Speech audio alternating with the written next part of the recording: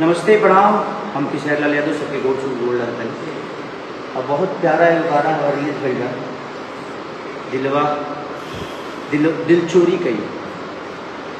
जिन global music junction से release भैया बहुत ही वह जोड़ी शंकर सिंह और खेसारी लाल के और बहुत ही प्यारा एक्टर में काम के लिए बड़ी लकी विश्वकर्मा वीडियो के लिए तो सबके लितेश ठाकुर जो कि राइटर है उसके आप लोग प्यार आशीर्वाद उसको दे रहे हैं और आपने नथुनिया 2 को अपना इतना प्यार भरा आशीर्वाद दिया सारे का भोजपुरी पे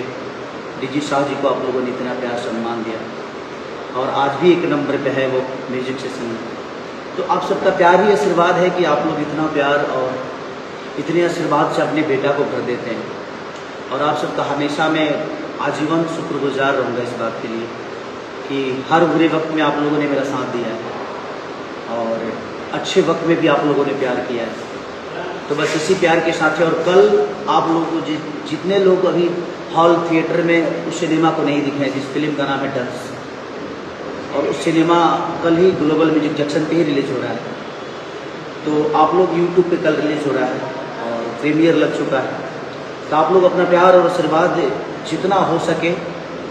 दिल चोरी कैला गाने को दीजिए, नथुनिया 2 को भी भर भर के प्यार दीजिए ताकि वो कम से कम 2 महीने नंबर 1 ट्रेंडिंग पे रहे